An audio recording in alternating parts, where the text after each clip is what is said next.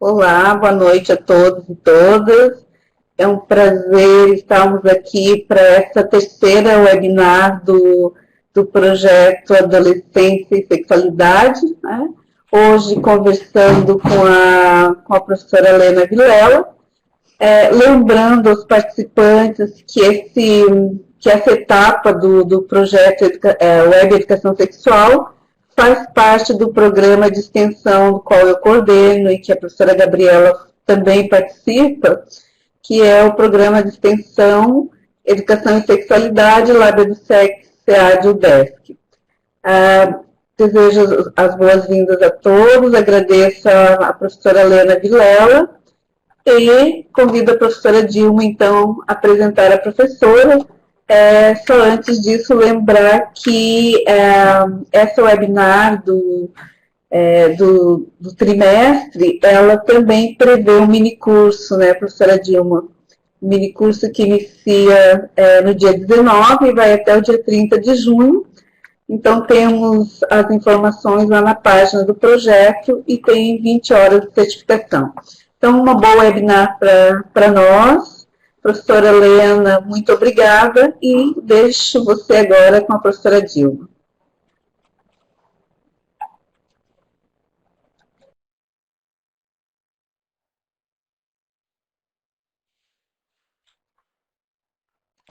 Dilma está sem microfone. Desliguei para não fazer barulho, né? Mais uma vez, obrigada, né? Reforço o agradecimento à professora Lena pelo aceite do convite e vamos apresentar rapidamente a professora Lena, que tem muita coisa importante e interessante para a gente conversar. Bom, a professora Maria Helena Vilela é especialista em educação para a sexualidade e há 25 anos dedica o seu conhecimento aos estudos e pesquisas na área da sexualidade com as crianças e com os adolescentes. Ela é autora do livro Diferente, mas não Desigual, já fez inclusive uma webinar conosco sobre esse tema, a sexualidade no deficiente intelectual, e a professora Lena Vilela, como ela prefere ser chamada, ela é uma das fundadoras do Instituto Kaplan, que é o Centro de Estudos da Sexualidade Humana, no qual é responsável pela criação de projetos sociais e jogos pedagógicos sobre sexualidade e prevenção das DST-AIDS em Portugal e ST-SIDA. E gravidez na adolescência. Tem o jogo do corpo, aprendendo a viver, valores em jogo e vale sonhar. São alguns dos materiais que a professora Lena tem em produção, né, dela e da sua equipe do Instituto Capla, que são maravilhosos. Depois a professora Lena pode indicar como que as pessoas podem ter acesso a esses materiais. Esse projeto do Capla já beneficiaram mais de 1 milhão de pessoas. Ela é consultora do Colégio Bandeirantes e escreveu o blog Direto ao Ponto, sobre educação e sexualidade na escola, no site da revista Nova Escola. Então, esse é um pouquinho da apresentação da professora Lena e do trabalho dela, e passo então a palavra, né, para a professora, e ficamos aqui abertas a perguntas, dúvidas, através do bate-papo. Nós temos aqui a equipe que está acompanhando para nos ajudar. Professora Lena. Boa noite a todos. É um prazer imenso estar aqui com vocês. Espero que a gente hoje tenha uma boa conversa, né? Na verdade, a proposta é essa, de hoje à noite, a gente conversar sobre uma série de dúvidas, né? De perguntas que foram encaminhadas para esse projeto e eu tenho o maior prazer em estar aí junto com essa equipe maravilhosa para conversar hoje à noite sobre essas perguntas sobre sexualidade. E a mim coube exatamente responder as perguntas que são as perguntas mais apimentadas, né, dos jovens. Eu fiz aqui uma seleção dessas perguntas e eu dividi em vamos dizer assim, não três momentos, mas três situações. Uma que é a situação do desenvolvimento do corpo, ou seja, perguntas que estão ligadas ao desenvolvimento do corpo, perguntas que estavam ligadas ao sexo, não a função sexual, né? Por que se faz sexo? Por que sexo é importante?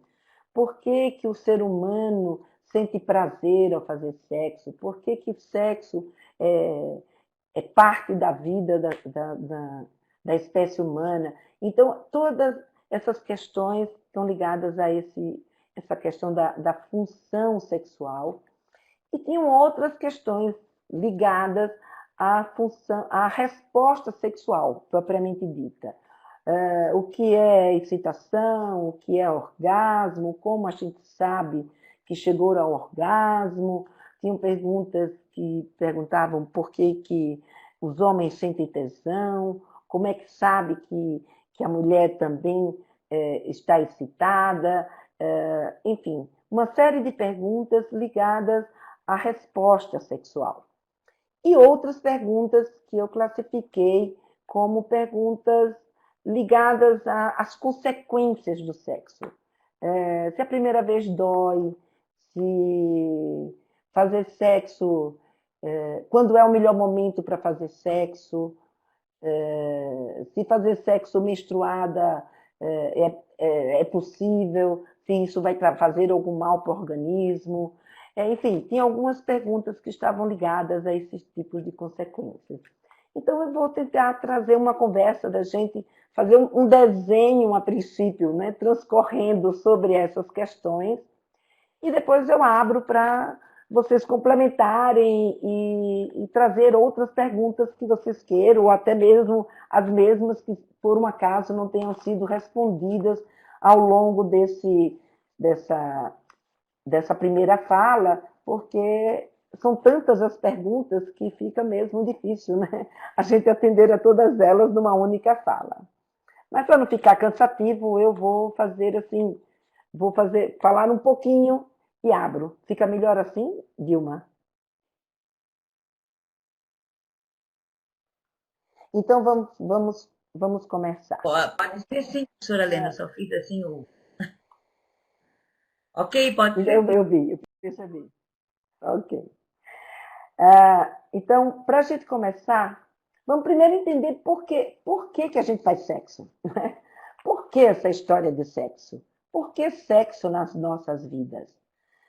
Se falam tão mal de sexo, muitas vezes, quer dizer, uns falam bem, mas muitas vezes a gente aprendeu na nossa cultura e trouxe de uma forma muito, muito arraigada, ou seja, a gente trouxe aí ao longo de muitos anos uma percepção de que sexo a priori era uma situação, era uma coisa negativa. A priori, fazer sexo não era uma coisa boa. Sexo só seria uma coisa boa se fosse depois de casado e com a intenção da gente reproduzir. Sexo fora desse contexto, a sociedade olhava com maus olhos. E a gente cultivou durante milhares de anos esse tipo de sentimento com relação ao sexo. Então, se sexo dentro de qualquer outro contexto era uma coisa ruim, por que os seres humanos querem tanto fazer sexo? É que, na verdade, sexo é uma função natural da gente. Né? A natureza, ela fez de nós uma espécie sexuada. Fez com que os seres humanos, para se reproduzir, fizessem sexo. E o fato da gente se reproduzir fazendo sexo, a gente teve que desenvolver um mecanismo de transformar essa função numa função que fosse uma função prazerosa. Porque se fazer sexo fosse uma coisa sem graça, uma coisa chata, uma coisa ruim, o que ia acontecer com a nossa espécie? Ela ia morrer. E a gente não estaria hoje aqui, né, usando internet, fazendo tudo isso que a gente desenvolveu ao longo desses milhares de anos. Ou seja, tendo conseguido desenvolver uma população do jeito que a gente desenvolveu. Ou seja, criado tanta gente, nascido tanta gente, né, produzido tanta gente nesse mundo. Então, para fazer isso, porque a gente não, quando começou, a gente não sabia que era assim. Para fazer isso, a natureza teve que fazer com que essa função, que se tornou, que é uma função vital para que a espécie pudesse existir, ela tinha que ser uma função que, quando batesse a vontade da gente fazer, ela fosse algo que a gente quisesse muito, desejasse muito fazer e que desse muito prazer na gente, para que a gente também tivesse vontade de repetir. Por isso que o sexo é uma função prazerosa. do mesmo jeito que são as outras funções vitais que a gente tem na nossa vida. Como, por exemplo, comer. Não é uma delícia comer? Todo mundo gosta de comer. Quando a gente sente o cheirinho de uma comida que a gente gosta, a gente para o que a gente está fazendo e vai tentar comer. Dormir. Então, todas essas funções que são vitais faz com que a gente pare, pense, lembre o quanto aquilo é prazeroso e a tendência da gente é fazer. Então, sexo é importante na nossa vida porque é assim que a espécie se reproduz. E para que isso acontecesse, se tornou uma forma prazerosa da gente utilizar. E por ser uma forma prazerosa da gente utilizar, o ser humano descobriu que ele não precisava fazer sexo só para a reprodução. E para que isso acontecesse, nós nos desenvolvemos e construímos uma série de formas de lidar com a nossa sexualidade que faz com que hoje nós possamos nos relacionarmos na nossa vida sexual, sem que para isso a gente precise engravidar. Então, hoje, o ser humano pode desfrutar dessa sua vida sexual de uma forma prazerosa, produzindo estímulos no outro. Por quê? Porque a gente tem uma capacidade que se chama capacidade orgástica. Ou seja, dentro do nosso sistema, é capaz, quando a gente chega no período da puberdade, que a gente começa a desenvolver, né, em todo o nosso corpo, que a gente começa a produzir os hormônios, essa produção de hormônios, né, que na menina é o estrógeno e a progesterona, e no menino é a testosterona, ele não vai só mudar o corpo da menina e do menino, fazer com que o menino cresça, crie barba, bigode, altere a voz, e a menina tenha um corpo mais arredondado, né, que ela desenvolva os seios, que o menino comece a produzir sêmen, que a menina comece a menstruar. Tudo isso vai acontecer com a chegada desses hormônios durante a puberdade. Mas essa função deles tem um objetivo muito claro, que é desenvolver no ser humano a capacidade reprodutiva. E junto com essa capacidade reprodutiva, ele também faz com que o ser humano desenvolva a sua capacidade sexual. E essa capacidade sexual faz com que a gente, quando receba um estímulo sexual, a gente sinta esse desejo, dê na gente essa vontade de estar com o outro, de querer acariciar o outro, né, de receber essas carícias. E essas carícias, quando a gente começa a receber, ela passa, então, a desenvolver uma série de respostas no nosso organismo que leva a gente ao orgasmo. E essa capacidade a gente só vai adquirir a partir desse momento que a gente chega na puberdade. Antes disso, a criança ela vai ter curiosidade, ela vai sentir uma sensação gostosinha quando ela pega no pênis ou quando a menina pega na xoxota, vai. Mas eles não têm ainda essa capacidade. Essa capacidade de se excitar, de desejar o outro e de chegar ao orgasmo, isso é algo que a natureza fez com que a gente conseguisse desenvolver a partir da puberdade. Então, a puberdade não só ela nos prepara para desenvolver um organismo capaz de despertar no outro o desejo sexual, mas também nos prepara para ter uma resposta orgânica capaz de receber esse outro e produzir em nós uma satisfação muito grande em estar com essa pessoa. Então, é por isso que o sexo é tão importante na vida da gente. Porque ele, além de nos causar prazer, ele nos torna também uma pessoa capaz de nos relacionarmos e é o responsável pela nossa manutenção da nossa espécie. É através do sexo que a gente se reproduz. Claro que hoje existem outras formas de reprodução, mas o sexo é ainda a nossa principal e natural forma de se reproduzir. Obviamente que, ao fazer sexo hoje, como nós não fazemos sexo apenas para a reprodução, hoje nós fazemos sexo também porque sentimos prazer, também porque queremos nos relacionar com uma outra pessoa. O fato da gente fazer sexo, hoje não existe mais um marco, né, que diga assim, qual é o melhor momento para se fazer sexo. Quando eu era adolescente, né, a sociedade tinha determinado até então quando era o melhor momento da gente fazer sexo. Minha mãe, por exemplo, não sofreu com esse tipo de situação. porque se sabia até então que a melhor hora para uma garota fazer sexo era quando ela casasse. Era depois do casamento. O garoto estava mais ou menos definido que a melhor hora para ele fazer sexo seria quando ele começasse a ejacular. Isso era o que estava determinado na nossa sociedade. Hoje já não é mais bem assim.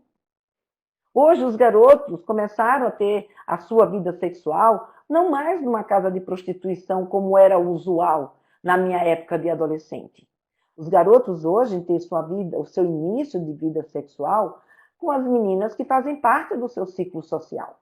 As meninas que estão ali, que estão lá no seu grupo.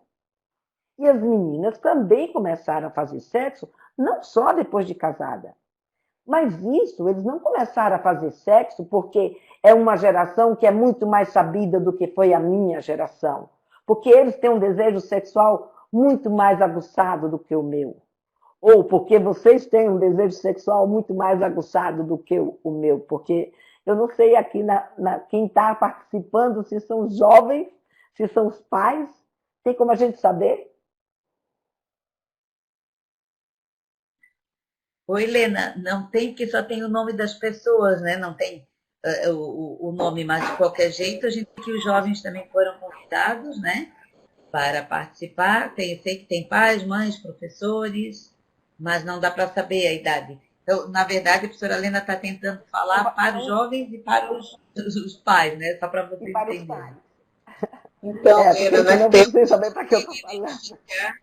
Eu consegui identificar vários professores, pedagogas, mas podemos ter pais, mães, jovens não consigo identificar, mas professoras com certeza. Bom, então assim, professores e pais, né, muitas vezes a gente acha que os nossos jovens estão banalizando o sexo, que eles estão querendo fazer sexo, estão fazendo sexo sem o menor respeito, que eles não dão mais valor a absolutamente nada, e que eles são. Não são eles. Né? E se vocês estiverem aí jovens, né, é bom que vocês também entendam, né, não são vocês. Tudo isso que acontece hoje em relação ao comportamento sexual na adolescência é uma consequência de vários anos de lutas, de estudos, né, de movimentos que culminaram num momento que a gente vive hoje, que a gente já vive há alguns anos, de maior liberdade sexual. Então, o que acontece hoje, se hoje o jovem tem o direito e a liberdade de poder estar com a sua namorada, o seu namorado, num ambiente de privacidade. Não é porque ele quer ou porque foi ele que decidiu. É porque existe hoje essa oportunidade que a sociedade, de certa forma, criou e permite. E permite por quê? Porque os conceitos sobre comportamento sexual, o conceito sobre o comportamento da sexualidade, principalmente o comportamento da sexualidade feminina, está muito mais flexível. Né? Desde da descoberta do teste de DNA e desde da entrada da mulher no mercado de trabalho, que ela passou a ser também uma provedora e que o casamento deixou de ser a principal fonte, né, de status social da mulher ou de função social, não é nem status, mas de função social da mulher. Hoje, nós mulheres podemos ser o que a gente quiser. E o fato disso ser uma realidade faz com que a gente não tenha mais essa preocupação tão grande de dizer assim, não, se eu não casar, eu não vou ser mais ninguém. Que era o que acontecia na época da minha mãe, por exemplo. E até o ditado, né, que dizia, mulher com homem é um zero à direita, mulher sem homem é um zero à esquerda. Ou seja, ela deixava de valer se ela não conseguisse ter um homem do lado dela. Esse conceito já não faz mais sentido na realidade de hoje, porque muitas coisas mudaram. A nossa sociedade hoje é uma sociedade ver o comportamento sexual dentro de um comportamento com muito mais liberdade, com muito mais flexibilidade. E isso não foi esse jovem agora que conseguiu, que conquistou isso. Foi a minha geração, foi a geração anterior a mim, a geração posterior a mim, a sua geração. Nós fizemos isso. Agora nós precisamos aprender a lidar com isso que nós conquistamos. E preparar os nossos jovens. E os nossos jovens precisam aprender a se preparar para lidar com essa sexualidade. Então eles têm uma série de dúvidas, porque eles estão aí vivendo, ou vocês estão vivendo aí, todo um comportamento sexual cheio de liberdade.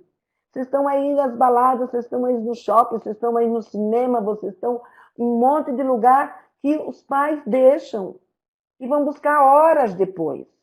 E tudo que o jovem vai fazer e a decisão que ele vai tomar vai depender do que ele traz na bagagem dele.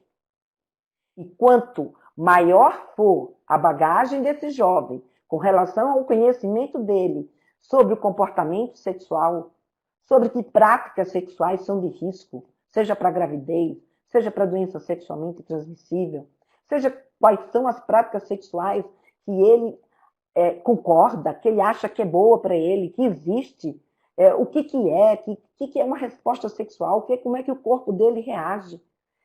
Quanto mais esse jovem souber, isso não vai fazer desse jovem uma pessoa pior, não. Vai fazer desse jovem uma pessoa muito melhor.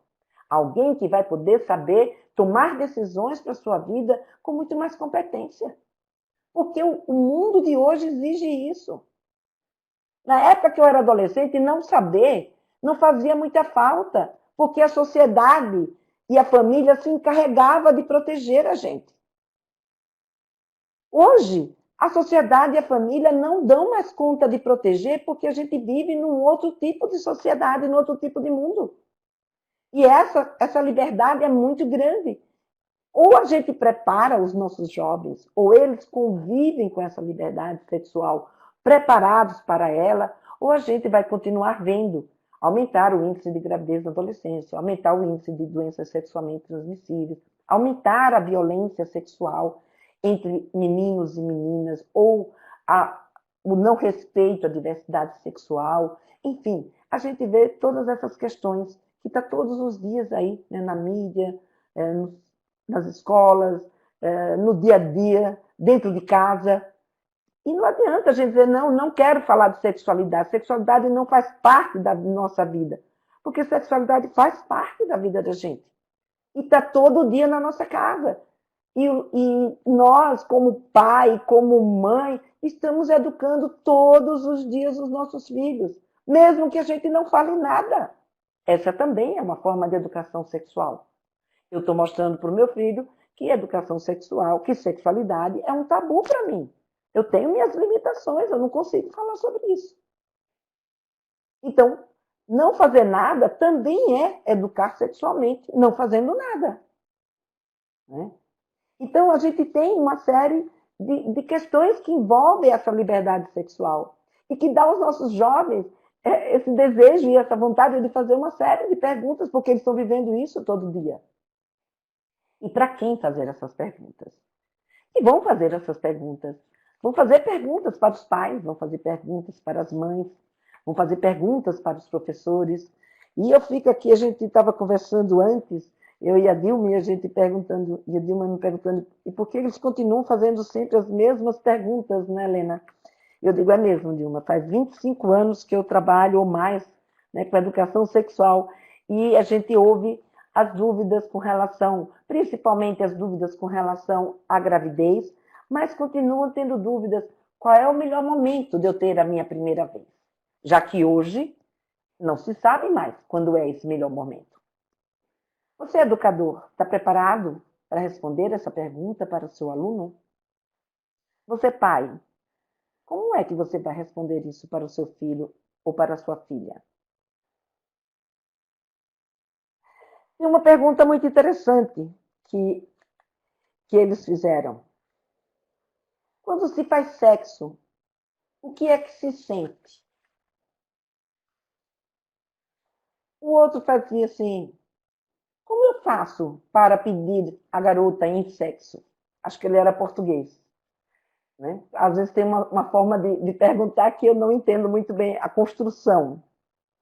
Mas, enfim, como pedir alguém para fazer sexo com ele? Outros perguntavam,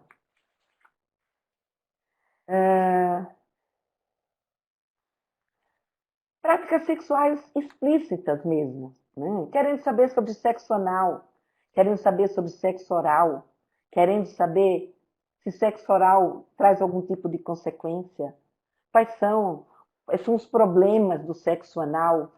E a minha questão para os educadores, para os pais é, estamos preparados para responder a essas perguntas para os nossos alunos? Estamos preparados para responder essas perguntas para os nossos filhos? O que de fato nós precisamos responder para eles? Qual é o nosso papel como educador? Porque teve aqui várias perguntas. Né? Queriam saber o que era orgasmo, né? O que era excitação, mas também queriam saber algumas práticas sexuais, queriam saber detalhes, né? Como era que se fazia determinadas práticas sexuais. E eu refleti e cheguei à seguinte conclusão. Eu, pelo menos, no meu papel de educador nesse webinário, acho que não me cabe entrar aqui especificamente para falar sobre como que é cada prática sexual. Mas de falar que as práticas sexuais, elas existem e que ao longo da experiência, e que fazer sexo é uma questão de experiência, é uma questão de experimentações, e que não precisa se preocupar, né? Se ele não sabe exatamente o que é um canguru perneta, o que é uma espanhola, né? O que é o carrinho de mão, enfim, tantas outras práticas sexuais que existem aí. Porque isso, na verdade, não tem o menor valor na hora da gente fazer sexo. O valor que tem na hora da gente fazer sexo é a gente saber que o que toca a gente, né, é a gente sentir que é bom estar com aquela outra pessoa e ter uma conexão com essa outra pessoa. Se nesse momento que eu estou com esse alguém, tá bom e é prazeroso, e o que é esse alguém e o que eu quero fazer é algo que nós dois nos permitimos a fazer, há uma aprovação dos dois lados, tá tudo bem. Mas, se por um acaso, seja qual for o tipo de sexo que vierem lhe propor, não importa, pode ser papai e mamãe. Se você não se sentir confortável, você tem todo o direito de dizer não, eu não quero fazer esse tipo de prática sexual. Essa prática sexual não é do meu agrado e não está me dando prazer. Então, o importante no sexo não é o nome, nem é a diversidade das práticas sexuais, mas sim o como cada um se sente e o que cada um aprova na sua vida, de acordo com a sua experiência, com as suas sensações e principalmente com os seus valores. Então, a princípio, é isso que eu queria trazer aqui para vocês.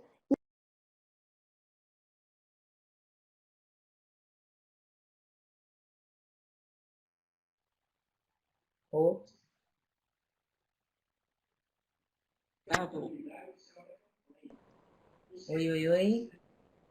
Professora Helena?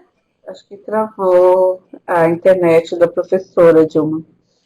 Deu uma caída aqui. Isso. Acho que nós poderíamos aproveitar até que a professora Helena retorne e fazer algumas reflexões, né? Agora, quando ela está terminando a sua fala e vai dizendo que o importante é que estejamos bem, que nos sintamos bem com quem estivermos, eu tinha iniciado, inclusive, aqui no bate-papo, para fazer uma observação, inclusive de dizermos não, seja homem, seja mulher, né? E isso não significa que eu goste mais ou menos dessa pessoa, mas que nessa relação de respeito, nós temos o direito de, num determinado momento, também não estarmos afim, né? Sejamos adolescentes, adultos, enfim, e que nem por isso deixamos de gostar dessa pessoa, nem por isso é sinal de que que tenhamos uma outra pessoa em vista, né? Porque assim, o que a professora Lena vai nos trazendo enquanto reflexão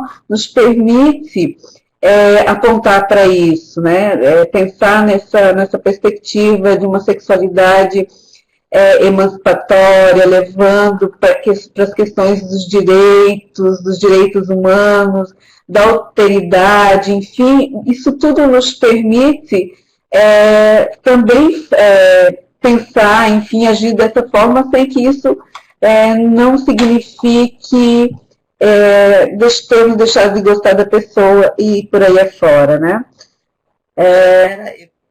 Eu queria fazer aqui uma interferência, que eu dei uma gargalhada aqui alta, nem sei, porque a professora Dulce escreveu aqui assim, ó, olha que coisa engraçada, como portuguesa não sei nenhuma dessas expressões. A professora Dilma vai ter que colocar em guia de tradução para o português. Eu quero aproveitar essa colocação da Dulce e até uma situação engraçada, né, que não pensas tu que é só porque tu és portuguesa, que algumas expressões tu não conheces, né? Porque a professora Vera também, uma das perguntas, amiga, o que é né, tal coisa, que também não entendi, são expressões, né, que os jovens usam, ou eu não gosto de dizer pornográfica, porque pornográfica sempre tem uma conotação assim pejorativa, e que não é. Né? E às vezes nem sempre né? Pode ser que seja, mas nem sempre é.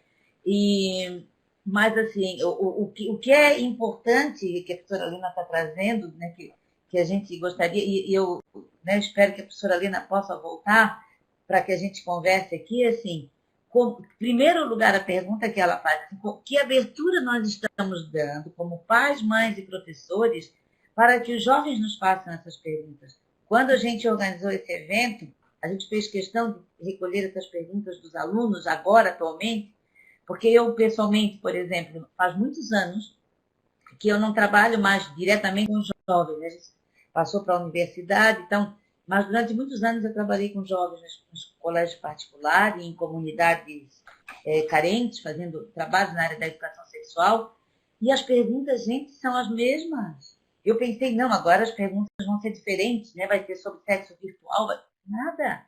As mesmas perguntas. Meu corpo muda, se eu faço, dá para a pessoa saber que mudou alguma coisa no meu corpo externamente, né?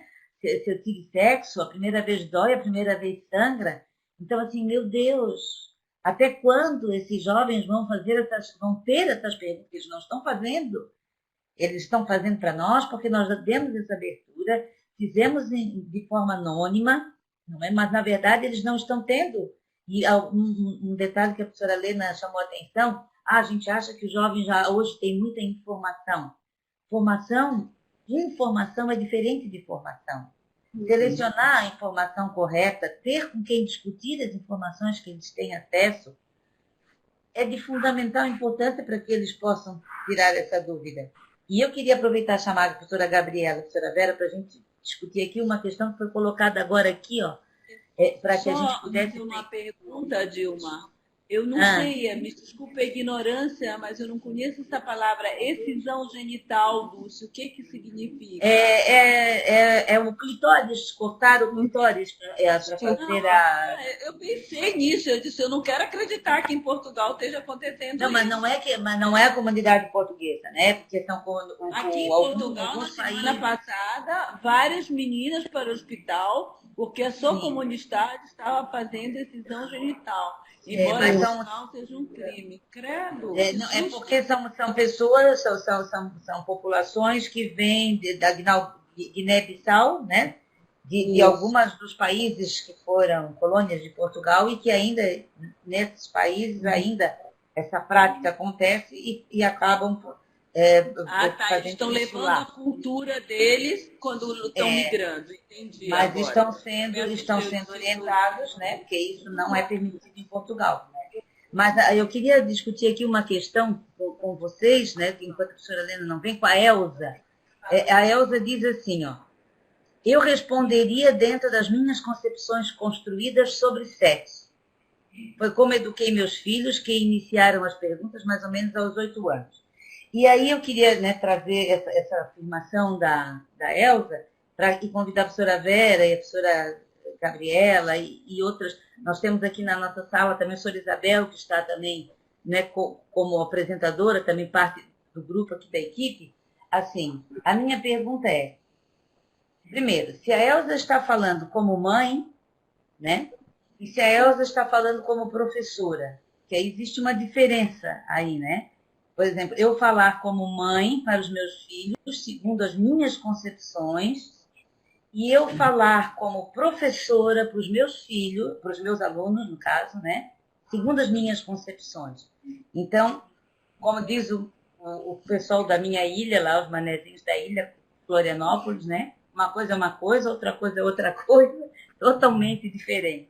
E eu convidaria, então, a professora Vera e a professora Gabriela para pensar, discutir isso. O que é que vocês gostariam? Então, eu já estava aqui, professora Dilma, porque junto a essa questão da Elza, também a da Eliane, que a Eliane coloca meu medo como professora, e aí ela coloca a faixa etária dos alunos, 12 a 15 anos, ao responder essas questões em sala, como eles podem levar essas respostas para casa e como seus pais vão reagir, né? Então, se nós pegarmos essas duas questões, a da Elza e da Eliane, nós temos que parar para fazer algumas reflexões. E aí, quando você questiona a partir da questão trazida pela Elza, se essa resposta é como mãe ou como professora. E muitas vezes nós nos colocamos nos dois papéis, até porque não tem como eu retirar a minha função de mãe quando sou professora, e enfim, mas de saber direitinho onde eu estou. Que como mãe, eu posso sim levar as minhas concepções, como a Elza coloca. Agora, como professora, não. Como professora, eu tenho que trabalhar, né, parece o jargão, mas não é necessário, o conhecimento científico, a partir do conhecimento cientificamente produzido. Esta é a minha responsabilidade como professora. E ainda mais, considerar, especialmente se eu estou na escola pública, seja ela de educação infantil, de anos iniciais, enfim, ensino médio, compreendendo toda a educação básica, e mesmo no ensino superior, como é o nosso caso, considerar que esse país é laico. Portanto, esse trabalho com conhecimento cientificamente produzido, ele não pode vir endossado com o que preconiza qualquer tipo de religião, porque o nosso país é laico. Né? Quando a Eliane faz essa observação, e nós vivemos um momento muito duro a partir do que aconteceu no Brasil, especialmente, a partir do que aconteceu com o Plano Nacional de Educação, e aí o movimento da escola sem partido, onde as pessoas estão muito assustadas, muito amedrontadas em relação a esse trabalho com a educação sexual. Né? Só para pensar junto com as colegas que estão aqui, com os colegas, que façamos ou não qualquer trabalho de educação sexual, ou seja, esse trabalho é explicitado ou é implícito, como a professora Lena falou, né, se nós fizermos, enfim, trabalharmos com as questões da sexualidade, nós estamos contribuindo nesse processo educativo, e se nós não trabalharmos essas questões, estamos também contribuindo, né, porque o que eu digo ou deixo de dizer diz do que eu acredito e do e como eu me manifesto acerca da temática. Então, só para pensar aqui com as colegas, se eu faço um trabalho sério, e especialmente essa faixa etária, 12 a 15 anos, e eles percebem que aquilo que a professora trabalhou não está de acordo com o que os pais pensam ou defendem, por experiência própria, eles não levam para os pais. Eles não levam. Mas isso tem que ser realmente um projeto onde possamos envolvê-los. Nós temos a Juliana, acho que ela entrou na sala, eu vi que ela chegou ainda há pouco. A Juliana e Laguna, eles conseguem fazer um trabalho muito bacana na escola. ela já participou conosco numa webinar, e a gente tem acompanhado que quando nós fazemos esse trabalho de forma intencional, bem planejado, com objetivos de início, por onde queremos ir, o que queremos com isso, dificilmente teremos problemas com relação a esse embate que muitas vezes ocorre com as famílias. Então, qual é a proposta? Que nós tenhamos realmente, que não seja um trabalho ao acaso, não seja uma coisa de improviso, mas que haja um planejamento, que haja uma intencionalidade. Nós batemos muito nessa tecla, né, professora Gabriela, a intencionalidade, quais são os objetivos dessa intencionalidade. Então, nesse sentido, Eliane, dizer que é possível, e se for o caso, não há problema nenhum de convidarmos essas famílias, esses pais, essas mães, as pessoas responsáveis, para uma conversa, não para que eles venham nos dizer na escola o que nós temos que trabalhar, mas para que nós possamos estabelecer parceria com esse pai, com essa mãe, que está tão assustado, muitas vezes, muito mais do que nós, né? Porque isso remete novamente ao que a professora Lena trazia no início da sua fala, quando ela fala do comportamento sexual.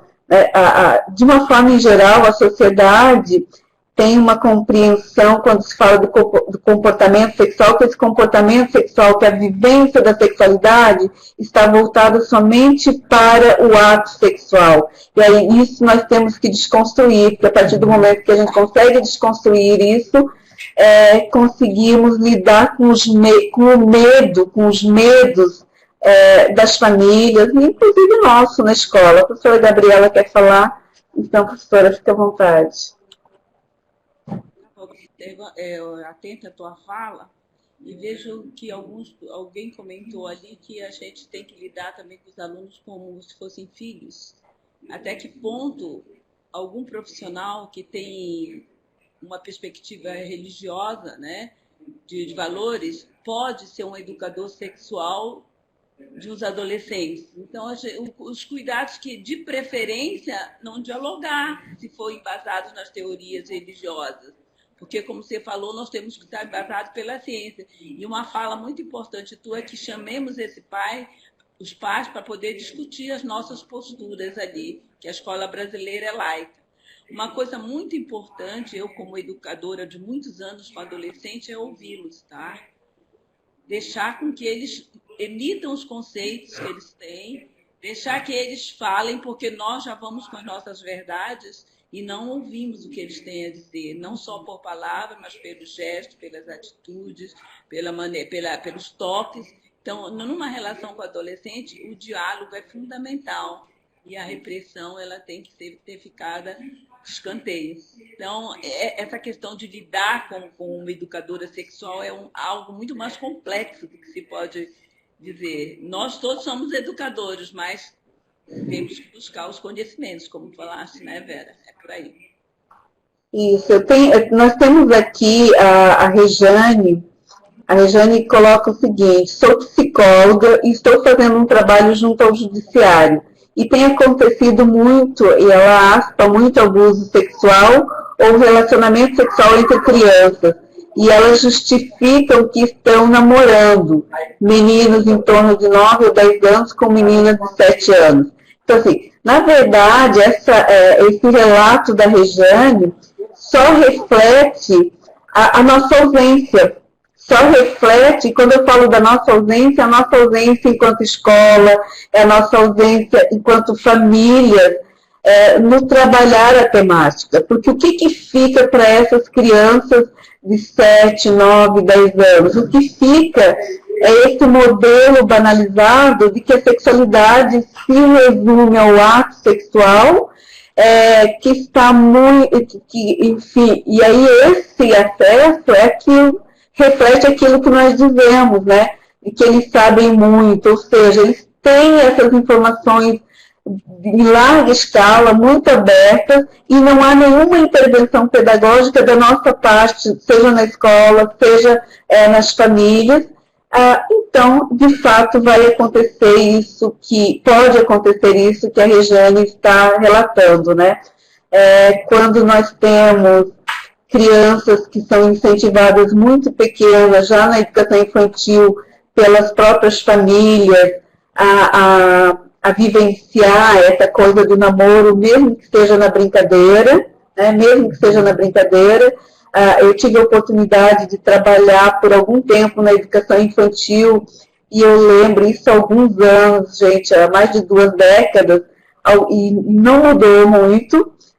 Eu lembro que mães chegavam no Dia dos Namorados com presentes que as mães compravam para que as suas filhas, os seus filhos dessem para o namoradinho, para a namoradinha de brincadeira da escola, né? Quer dizer, esse, na verdade, é o trabalho que nós temos feito com essas crianças, incentivar uma prática que é adulta, ou deveria ser do universo adulto, e não fazer nenhum outro tipo de intervenção, mostrando exatamente que existem diferentes momentos na vida, e que namoro não é da infância, que namoro não é uma coisa, uma vivência da infância. E é óbvio que o que a Regiane relata acaba por acontecer. Gostaria, só para formar, na próxima, eu sempre vejo... uma coisa. Eu sempre vejo que volta a questão da infância. Oi? Vira e mexe, tem uma questão... Opa, estamos falando junto, peraí. Não, só quero falar uma coisa, que é aquilo que a gente bate sempre. Criança não namora, né, Dilma? Criança não. Mas o que eu ia dizer, que o próximo evento vai ser sobre a sexualidade infantil. Então, assim, vamos focar na adolescência, porque já está tudo preparado, vai ser um arraso. E, então, o tema da sexualidade infantil é o tema, né, do próximo evento. Mas, assim, voltando aqui à fala, né, da professora Vera, da professora Gabriela, é a mesma nossa, porque, né, somos frutos da mesma escola, dos mesmos teóricos. Eu só gostaria de chamar a atenção, porque, assim, é muito importante que a gente, na escola, falando agora como professora, tá? Porque quando a gente for falar, a gente deve sempre se colocar, se eu estou falando como mãe, ou se eu estou falando como professora, porque a gente está vendo que deve existir uma diferença de postura, não é? Para os meus filhos eu posso e devo passar os meus valores morais, inclusive religiosos. Essa semana eu ainda passei por uma experiência muito interessante. Tinha assim, vídeo homofóbico, né? Como é esse da religião? Como é? Jeová, Testemunha de Jeová produzem vídeos homofóbicos. E eu fui olhar, assistir o vídeo, né? Era um videozinho de criança, assim, de desenho animado. E estava toda inclusive com uma baixa assinada acompanhando, né? Vídeo homofóbico. E o vídeo, o que era? O vídeo era uma menininha que vem com os desenhinhos de família, e aí comenta que um coleguinha dela, da escola, a família não é o papai e a mamãe, parece que são 2 mamães. E a mãe, então, diz para a filha que tem pessoas que pensam diferente, tem diferentes maneiras de pensar, mas que, segundo Jeová, daí ela coloca todo o ensinamento de Jeová, né, que para Jeová é o homem e a mulher, blá, blá, blá. Desculpe, não tem nada de homofóbico. No vídeo, em nenhum momento, a mãe disse, gente que é maluca, gente... Não, ela só disse que tem diferentes maneiras de pensar, mas nós pensamos assim. Então, como mãe, eu tenho e devo repassar para os meus filhos, jovens, crianças, quais são os meus valores, no que eu acredito. Agora, como professora dentro da escola, jamais. Quando a professora Vera diz da importância da gente ter uma fundamentação, ao mesmo tempo que eu concordo, e sem dúvida é fundamental, eu também sempre chamo a atenção, assim, não precisa ser mestre, doutor no assunto, né? Porque essa é uma das razões, é um dos argumentos muito comumente usado pelos professores para não fazer o trabalho de educação sexual intencional na escola. Eu não tenho informação. Então, quando a gente fala em ter a fundamentação, é buscar o meu aluno me perguntou tal coisa, ou vou trabalhar sobre tal assunto, então vai ler alguma coisa sobre isso, vai se informar, conversar com pessoas que têm alguma alguma informação a mais, porque o tempo todo nós estamos fazendo educação sexual. Né? Agora, não precisa ser mestre e doutor. Todos nós podemos fazer esse trabalho buscando, isso que nós estamos fazendo aqui agora, né? Esse tipo de discussão, nós estamos nos informando. E, então, é importante, né, chamar a atenção para isso. Agora, como professora, eu devo, sim, respeitar os diferentes valores da minha família. Eu posso dizer, da minha experiência, eu trabalhei, de 25 anos que eu trabalhei num colégio particular católico. Durante 12 anos eu desenvolvi um projeto de educação sexual. Eu trabalhava todos os temas, todos. Homossexualidade num tempo que nem se falava ainda, que nem era debatido, contracepção, todos. Nunca tive nenhum problema. Por quê? Primeiro, eu não falava, né, do nada. Eu ia ler, me informar, e isso me dava segurança. Porque a importância da gente ter essa informação e essa formação mínima é que isso dá segurança para a gente falar. Daí a gente perde o medo. Porque uma coisa é eu falar do meu senso comum, eu falar dos meus princípios, dos meus valores que eu aprendi. Outra coisa é eu falar, né, a partir de pessoas que estudaram, né, que isso nos dá segurança. Aí a gente perde o medo. Posso lhe dizer de cadeira.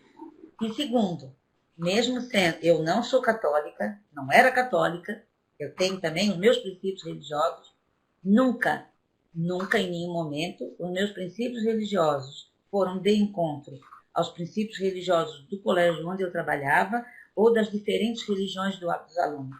Porque eu nunca falei, em nenhum tema que nós discutimos, por exemplo, o aborto, né?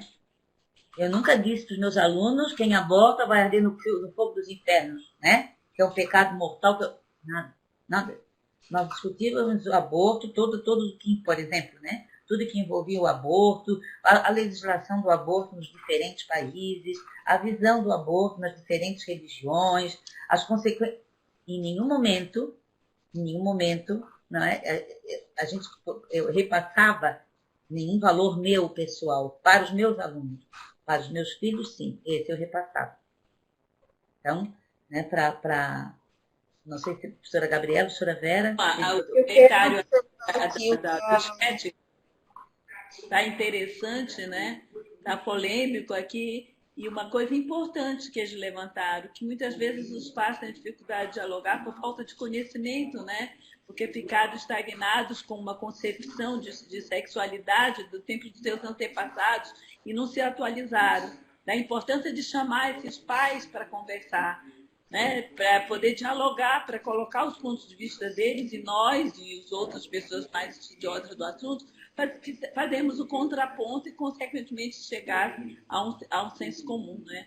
Interessante a discussão aqui no bate-papo. Okay. É aquela velha ideia, não é, professora Gabriela, do sexo como coisa feia, suja, pecaminosa, não é? Por isso que a professora Lena falou tanto do prazer, né? Do sexo prazer, do sexo não procriação, que esse sexo feio, sujo, pecaminoso, errado, ainda está muito arraigado dentro de nós. E esse é uma outra dica. Quando a gente passa a olhar o sexo com essa maneira bonita, prazerosa e até sagrada, aqui sagrada não literalmente, né, no sentido religioso, mas sagrado no sentido da sua beleza, a gente também muda a concepção, mas nós fomos educados de maneira diferente. Doutora Vera? Tem uma fala aqui, de uma aluna, já te passo a palavra também, que vem em tudo que a gente fala, que é muito difícil para esses pais falarem. É muito difícil para esses pais falarem de sexualidade se eles desconhecem o seu próprio processo de educação sexual. É uma professora Elza, eu acho que falou aqui, ou a Luciana, bem interessante. E aí eu incluo os pais e os professores, né? Sim, a gente sempre olha para os pais, né? A gente sempre tem mania de olhar para os pais, né? Mas eu convido a gente a se olhar como professor, né? Como será que a gente lida com essas perguntas que os alunos fazem? Como é que eu reajo diante das perguntas? Por exemplo, né? Eu vou ler um exemplo de uma pergunta aqui, né? Por que a mulher sente tesão quando o homem lambe as partes íntimas dela? Então, assim, oh, meu Deus, que pergunta. Esse aluno fez essa pergunta porque fez anônimo, né? Não está protegido, né? Mas nós, professores, como é que a gente lida com essa pergunta? Será que a gente se ofende com ela? Será que a gente acha que o aluno está querendo nos colocar em saia justa? Não é? O que a gente, né? O que a gente sente, nós, professores? Como é que a gente lida? Que abertura a gente dá? Porque a gente tem muita tendência, e eu como sou professora também, por isso falo, é de pensar só nos pais, e não olhar, né, a gente, enquanto professor, de uma maneira geral. Professora Vera. É que nós temos uma prática do ser humano que é de transferir para o outro as nossas responsabilidades, né, professora Dilma? E a Juliana de Laguna, eu a mencionei anteriormente, ela coloca aqui que o trabalho feito lá é com muito respeito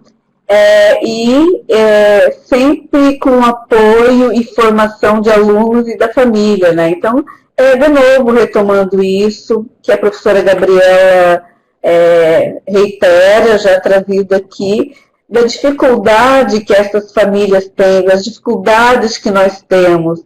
Então, me parece que, se nós nos ajudarmos no sentido de como vamos lidar com essas questões, são mazelas sociais? Sim, são mazelas sociais. Nós, professores, temos dificuldade, nós, pai e mãe, temos dificuldade. Então, o que podemos fazer juntos? Eu costumo brincar quando trabalho com pais e mães, especialmente, e com professores e professoras também, se nós não estamos preocupados com esses meninos e meninas, adolescentes, jovens, enfim, que nós nos preocupemos conosco, pensemos que nós, que em breve seremos pessoas velhas, seremos cuidados por esses meninos e meninas que serão os adultos no futuro. Então, que a gente possa trabalhar essas pessoas nas diferentes dimensões, pensando no bem coletivo, né? E por consequência, seremos também privilegiados, né? Então, isso é fato dado, isso é identificado em várias pesquisas. Nós, enquanto profissionais de educação, temos lacunas na nossa formação, enquanto famílias também temos dificuldades por conta dessa história do nosso processo educativo, enfim. Então, por que não nos juntamos, por que não trabalhamos juntos? É aquilo que eu disse, nós não vamos chamar as famílias para que as famílias venham nos dizer o que devemos trabalhar, mas nós vamos chamar nessa proposição que a Juliana, lá de Laguna, coloca aqui para nós, né? Sempre nos apoiando com respeito, enfim, nesse processo de formação que é de todos. Acho que essa é uma boa dica para um espaço onde nós já estamos quase encerrando o nosso tempo, né? Infelizmente, parece que a professora Lena não consegue voltar, ou voltou? Não, né? Não é. Não, infelizmente. Eu acho que está fora mesmo. Podemos nos comprometer aqui, Dilma, em nome da professora Lena, de colocar algumas questões para ela depois responder e nós disponibilizarmos no site do projeto, né? Mas, na minha avaliação, a conversa ficou boa, as pessoas aqui no bate-papo estão trazendo coisas importantes, e é esse o processo, né? O ideal seria que não fosse uma coisa eventual, né? Que nós pudéssemos fazer isso mais vezes, e com isso proporcionar o que a professora Dilma coloca, nos fortalecermos. Nós estamos já aqui no nosso tempo, né? Como disse a professora Vera, no nosso minicurso, um dos módulos do minicurso, a nossa proposta é conversarmos um pouco mais sobre essas perguntas, como, né, que os alunos nos deixaram aqui, nós não colocamos, mas trabalhar essas questões, refletir sobre elas e principalmente o convite que a gente, né, gostaria de deixar a todos que estão nos ouvindo agora e que vão depois nos ouvir por meio da gravação que espaços eu estou dando para os meus filhos e filhas, meus alunos e alunas, de fato fazerem perguntas quando o assunto é sexo e sexualidade. E bem rapidamente, um minuto para encerrar, para terem uma ideia de uma experiência que eu vivi Como eu trabalhava, né, no Brasil, como falei, em colégio particular e em colégios públicos com essas questões, eu sempre fazia questões anônimas para que os alunos pudessem perguntar livremente. E eu gostava até de sempre dizer assim, ó, sabe aquela pergunta que vocês têm vergonha de fazer, têm medo? Ai, será que isso eu posso perguntar? É essa pergunta que a professora quer que vocês coloquem. Não se preocupem, né? Do jeito que vocês escrevam, do jeito que vocês sabem, com as palavras que vocês sabem usar. E os alunos faziam. Quando eu cheguei em Portugal, que eu fui fazer meu doutoramento lá, que a minha orientadora está aqui me ouvindo na sala, e nós começamos a trabalhar com formação com alguns professores, e em ações de formação em vários lugares, né, que eu fiz, que eu dei formação. E quando eu começava a pedir para os professores trazer as perguntas dos alunos, que eles recolhiam, que eles tinham, eu achei tão estranho. Que perguntas comportadas, sabe, assim, tão politicamente corretas, tipo assim, muito preocupados com o IST, com SIDA, né? Não tinham essas perguntas, entre aspas, né? Pornográficas, entre aspas, que os nossos alunos do Brasil faziam. Eu pensei que alguma coisa está errada aqui, ou está estranho aqui. Por que será que os jovens do Brasil são mais liberados do que os jovens de Portugal? E aí, numa das ações de formação que eu fiz em Sintra, me lembro bem ainda, eu pedi para as professoras fazerem a seguinte experiência. Metade do grupo que estava fazendo a formação recolheu perguntas dos seus alunos do jeito que elas queriam fazer, do jeito dela. E a outra metade eu pedi, orientei que fizessem as perguntas dessa forma. Nós estamos fazendo uma ação de formação e gostaríamos de saber as perguntas de vocês sobre sexo, sexualidade, coisa que vocês viram, ouviram, pensaram. E sabe aquela pergunta que vocês têm vergonha? Não tem? É essa que a professora quer que coloque. Quando chegou no encontro seguinte, comparamos as duas perguntas e, é claro, a diferença foi enorme.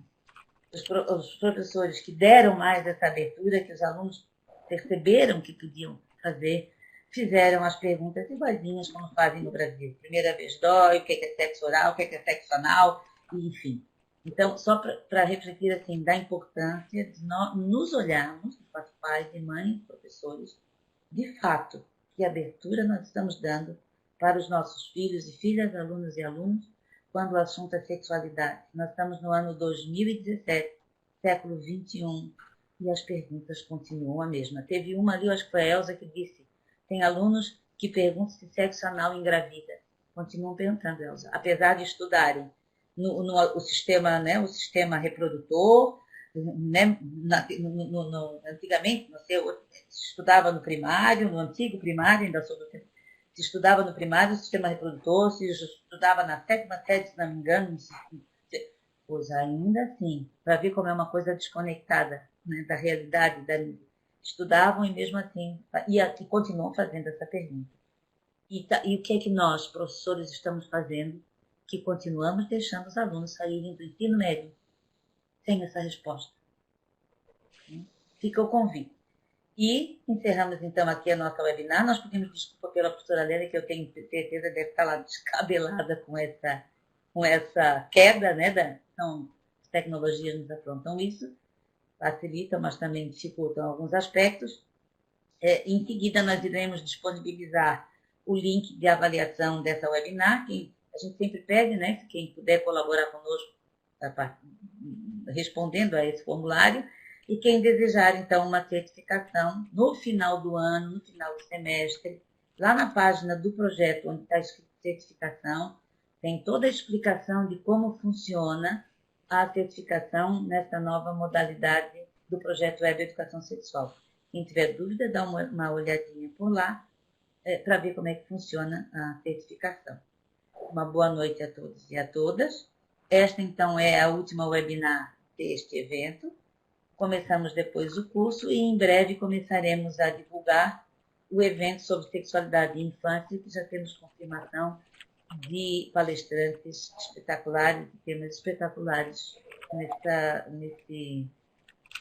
sobre sexualidade e infância. Boa noite a todos e a todas. Professora Véctora. Boa noite, muito obrigada a todos e todas por terem nos acompanhado. e convidamos para que continue acompanhando o projeto. Essa etapa estava sob a responsabilidade da UDESC, mas teremos na sequência a webinar organizada pelo SMAI e depois ainda todos nós juntos, né? Permanece o convite para que continuemos acompanhando e nos fortalecendo sempre mais. Um abraço grande a todos. A próxima etapa é do Educasex, professora Vera. O SMAI é a última, exatamente, perdão. Lembrar das oficinas, né, Dilma? Sim, sim, mas nós vamos mandar e-mails com todas as orientações e informações do minicurso, ok? Vamos aqui. Boa noite.